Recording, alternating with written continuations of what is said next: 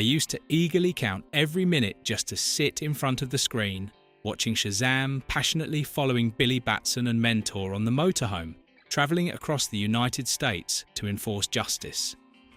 The feeling of excitement remains intact every time Billy shouts the magic word, summoning the legendary elders and transforming into a superhero. But behind that brilliant aura are strange and thorny behind-the-scenes stories. It was one of the most unjust dismissals in television history when the lead actor was removed from the film just because of being hospitalized. They were stunt scenes so dangerous that they risked the actors' lives, and they were countless budget-cutting tricks to an unbelievable degree, making anyone who knows about them shudder. Let us together uncover the 15 most dramatic truths about the movie. 15. The most unjust dismissal in television history. I love Jackson Bostwick, not only because he acted well, but also because of his remarkable professionalism and dedication. He performed almost all of the dangerous scenes himself, from flying, chasing to fighting, without needing stunt doubles. Every time I watched Captain Marvel soaring on the screen, I secretly thought this person truly dared to risk his life for the role. Then, right at the beginning of Season 2, everything turned upside down in the blink of an eye. During a flying scene, the safety equipment was misplaced, causing Bostwick to fall hard to the ground. His face and eyes were quite severely injured. The doctor advised resting for a few days for treatment, and he listened by staying home peacefully. But after being absent for exactly 1 day, Filmation producers Lou Scheimer and Norm Prescott flew into a rage. They accused him of faking injuries to demand a pay raise without deigning to listen to any explanation. Without a single phone call, without a single word of apology, they fired him immediately, then replaced him with John Davey. But Bostwick did not submit. He decided to sue Filmation for wrongful termination, and eventually he won big. The court forced the studio to pay in full the remaining salary in the contract, plus royalties from every rerun of Season 2, even though he did not film any more scenes. 14. Death lurking and the 32 degrees Celsius hell on the Shazam film set. I am still haunted every time I remember the flying scenes in Shazam in the 70s.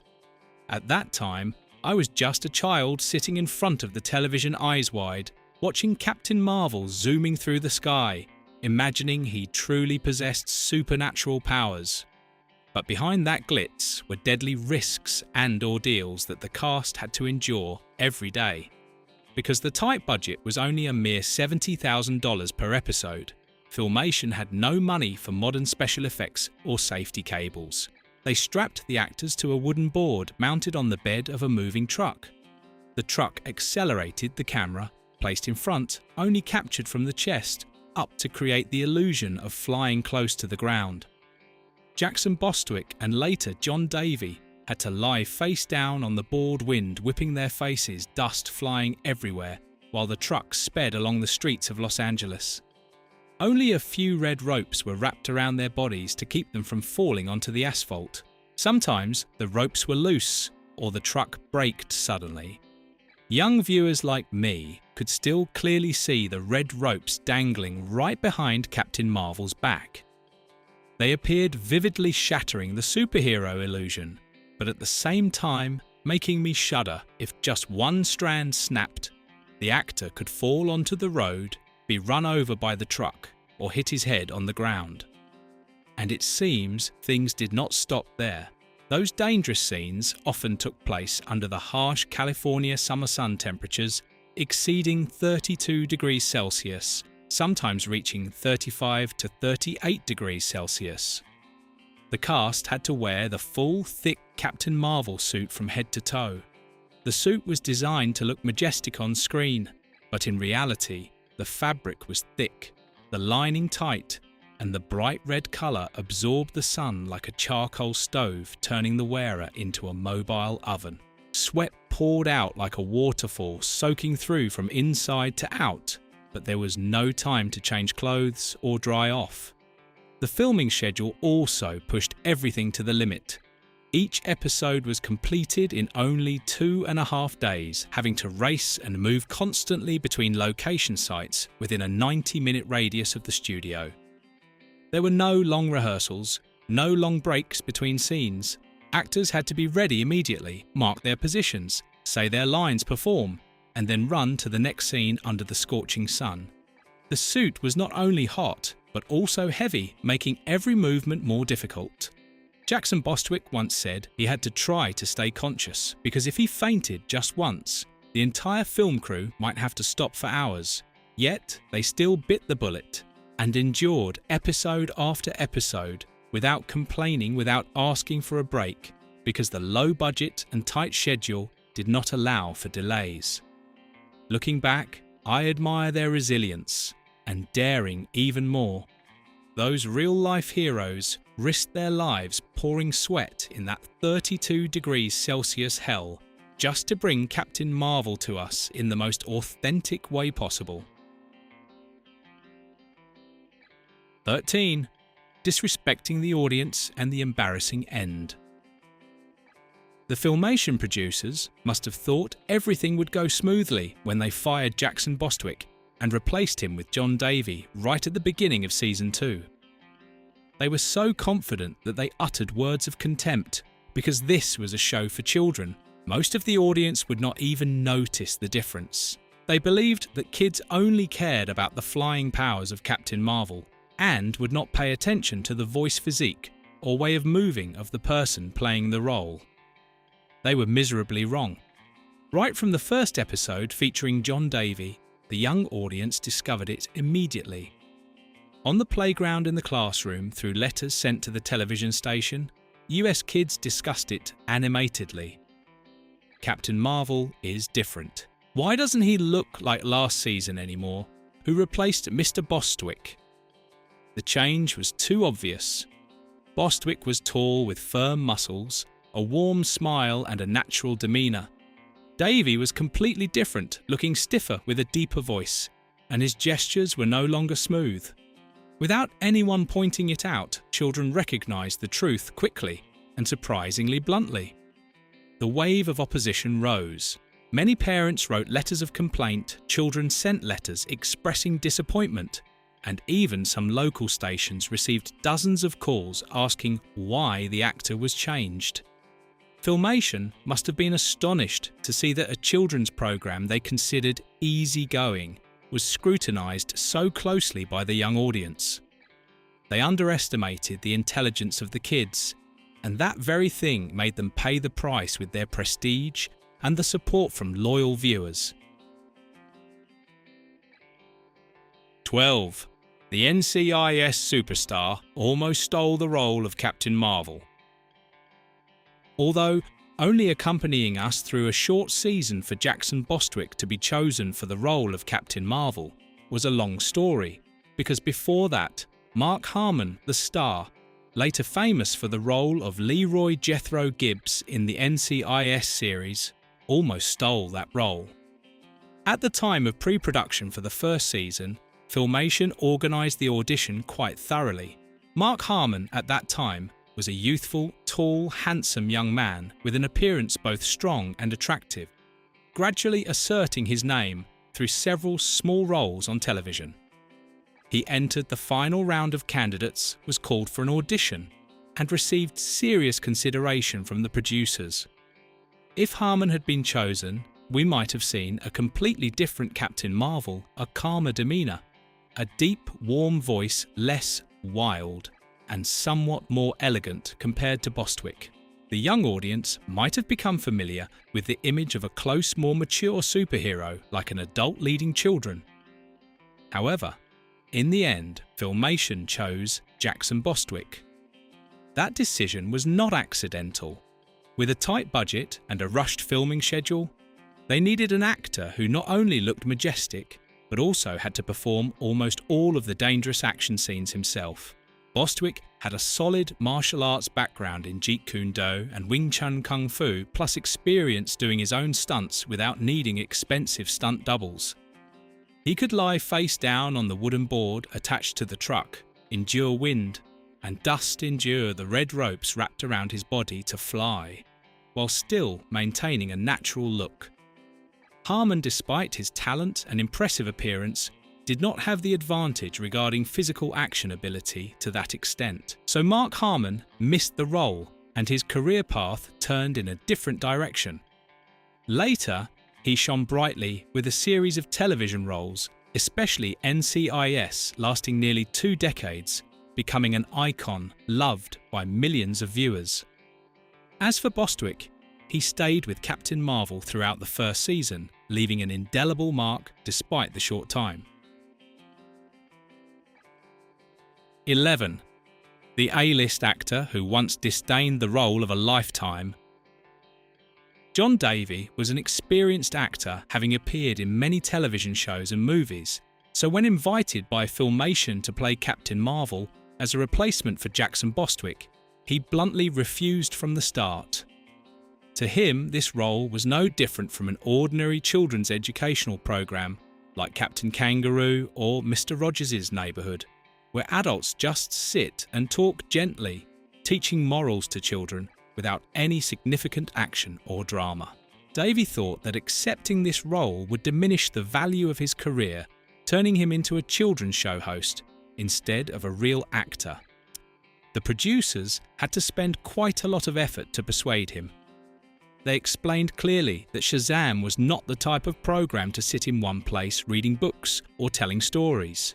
This was a true action series. Captain Marvel had to fly, fight, solve dangerous problems, and required dramatic acting skills to portray both the immature Billy Batson and the supernatural power of Captain Marvel. They emphasized that this role demanded physical strength, diverse expressions, and the ability to handle harsh location filming. Only when he clearly understood the nature of the project, a vivid, adventurous superhero, not a gentle host, did Davey nod in agreement. He stepped into the role with his own style, a rugged appearance, a deep, warm voice, and a strong presence. Although initially many young viewers felt it was strange, even a bit stiff compared to the naturalness and warmth of Bostwick, Davey gradually proved his ability.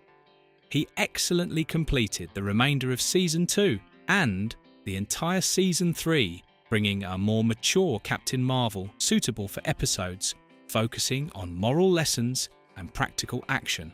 Many years later, Davey is still remembered as an indispensable part of Shazam. 10. The Forbidden Episode, when the superhero confronted Saturday mornings in the 70s were usually filled with innocent joy, with colourful children's programs and gentle moral lessons. However, Shazam surprised many parents by daring to touch upon a dark, sensitive subject that was almost taboo: illicit substances. That was the episode The Lure of the Lost from the first season, where Captain Marvel did not just confront thieves or ordinary accidents, but also directly fought against the temptation of addictive substances.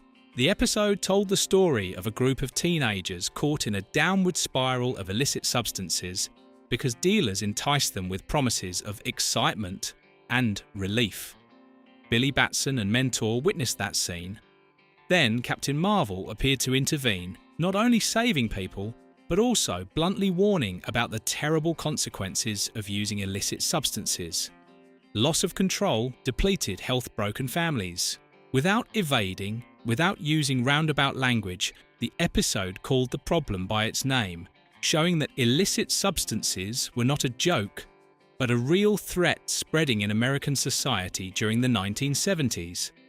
The period when the epidemic of stimulants was exploding among the youth. This move was extremely bold. Most Saturday morning programs played it safe by completely avoiding adult topics, but Filmation and CBS decided otherwise. They wanted Shazam to not only entertain, but also truly educate, helping children recognize and stay away from danger. Even so, the episode also caused controversy.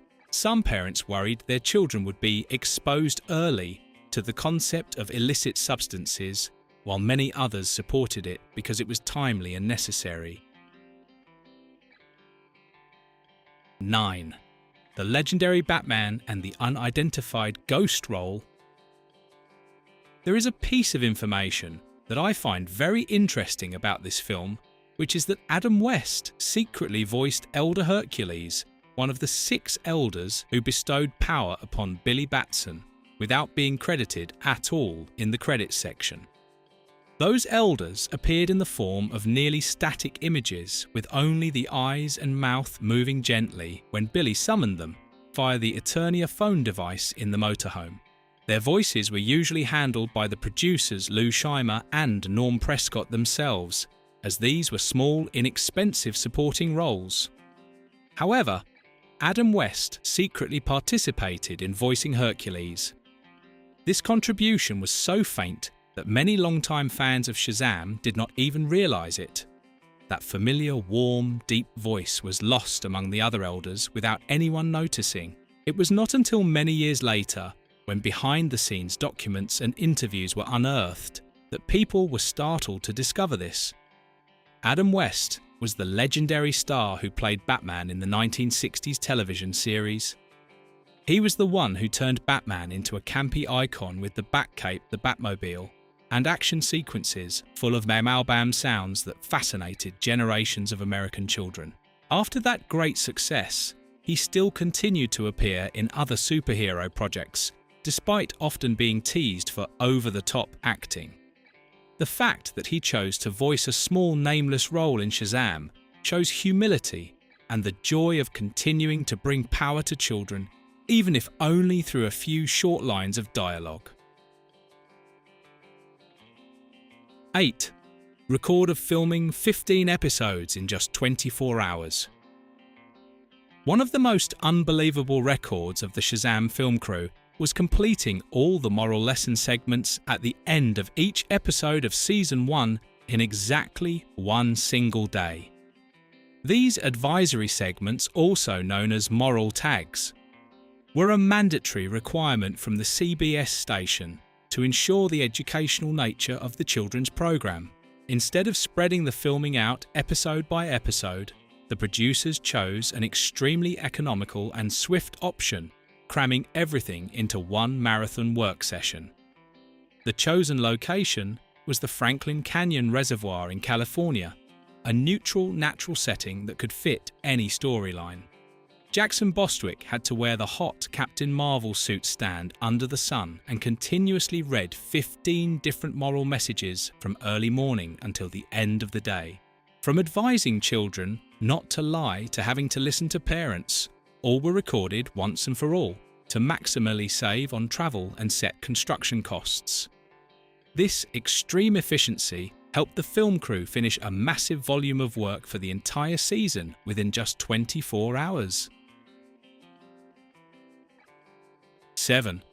The powerful wizard erased due to lack of funding. As a loyal fan of this series, I read the comics and discovered a rather harsh truth. The character of the powerful wizard Shazam, the keeper of the source of power, was completely erased from the television version. Instead of appearing as a majestic deity in the Rock of Eternity, Billy Batson had to contact 6 elders through a metal bowl device with flashing lights called the Eterniphone installed in the motorhome.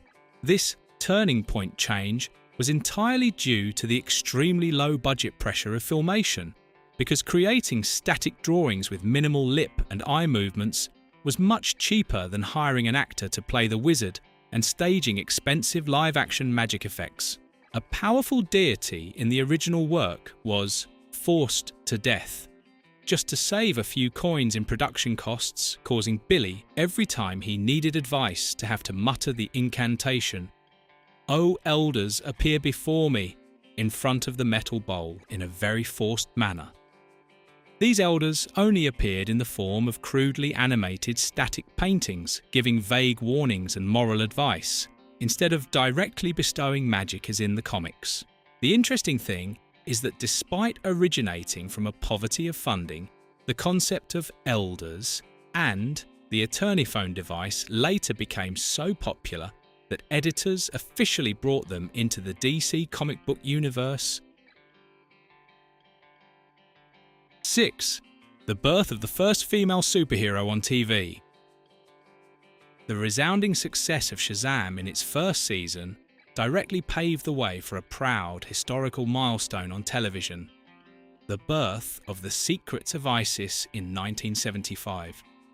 This was the first superhero series in television history to feature a woman as the lead character, played by actress Joanna Cameron. In the film, she played Andrea Thomas, a high school teacher who accidentally discovered an ancient artifact that allowed her to summon the power of the goddess Isis whenever she needed to help people. To maximise the appeal of both characters, the CBS station combined the two programmes into a 1-hour broadcast block titled The Shazam/Isis Hour. This created an exciting shared universe for the young audience of that time, as the two superheroes frequently made crossover appearances in each other's shows. Specifically, Captain Marvel appeared in 3 episodes of Isis, and conversely, the goddess Isis also appeared in 3 episodes of Shazam to save the world together. This combination not only delighted viewers, but also established a rudimentary concept of connection between characters, an important precursor for the giant superhero cinematic universes we see many decades later.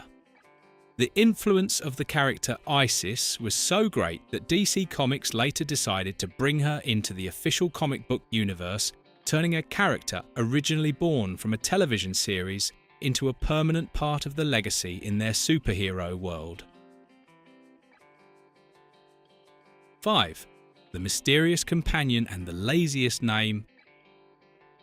Besides familiar characters like Billy Batson or Captain Marvel, I am also impressed by the man who always stood shoulder to shoulder with Billy on every road mentor. While in the original comic books, Billy's companion was Uncle Dudley, the 1974 television version replaced him with a completely new character played by actor Leigh Tremaine. What makes me feel interested, mixed with amusement, is the name Mentor. It seems the screenwriters chose an extremely lazy name because in English, mentor simply means an advisor. Despite having a somewhat superficial name, this character played the role of a guide, a spiritual father, and the one who gave wise advice to Billy Batson throughout the journey. However, the mystery of this character did not stop there. Many fans keenly noticed that Mentor had very strange abilities, such as always suddenly appearing in unimaginable places without a satisfactory explanation. Even in one scene, Mentor himself joked that he possessed mystical powers. These details sparked a famous theory in the fan community. Mentor was actually the powerful wizard Shazam in disguise, to directly observe and lead his champion from behind. The ambiguity between a lazy name and a truly mysterious identity turned Mentor into one of the most curious highlights of the entire film. 4. The poorest superhero. Not enough money to hire villains. There is a ridiculous truth that Captain Marvel, who possesses the power of 6 legendary gods, never had the opportunity to confront any supervillain from the comics throughout the entire film. With an extremely tight budget of only a mere $70,000 per episode, the production crew was completely helpless in building costumes, makeup, or complex visual effects for high-caliber enemies like Black Adam or Dr. Sivana. Instead of participating in epic battles to save the universe, our God of Strength spent most of his time solving everyday troubles like chasing car thieves, helping runaway children, or intervening in simple social issues. The displays of power were limited to the maximum, turning a cosmic-level superhero into an involuntary neighborhood hero, simply because the studio could not afford the financial capacity to hire a decent villain. This made Captain Marvel one of the poorest superheroes in television history. 3. The humiliation of the god of strength's stolen name. Few people suspect that the character we are used to calling Shazam is actually the original Captain Marvel of the comic book world. The ironic adversity began when DC Comics was slow in acquiring the rights from Fawcett Comics, creating a loophole for Marvel Comics to quickly register the Captain Marvel trademark for themselves in the late 60s. This legal failure pushed DC into a corner. When reviving this hero in 1973, they were completely prohibited from using the original name to title movies or publications. To bypass the law, the station was forced to use the magic word Shazam itself to name the entire television series. This was truly a brand pain, lasting many decades, as this god of strength had to live under a name borrowed from an incantation just because of the lawyer's delay. Even in 2007, DC had to officially change the character's name to Shazam to end all legal disputes with Marvel. 2. 25 missing years and the Superman plagiarism case. Have you ever wondered why a high-caliber character like Shazam completely disappeared from the audience's memory for such a long time? The truth is that in the 1940s, Captain Marvel from Fawcett Comics created a massive fever, even having sales figures far exceeding those of Superman.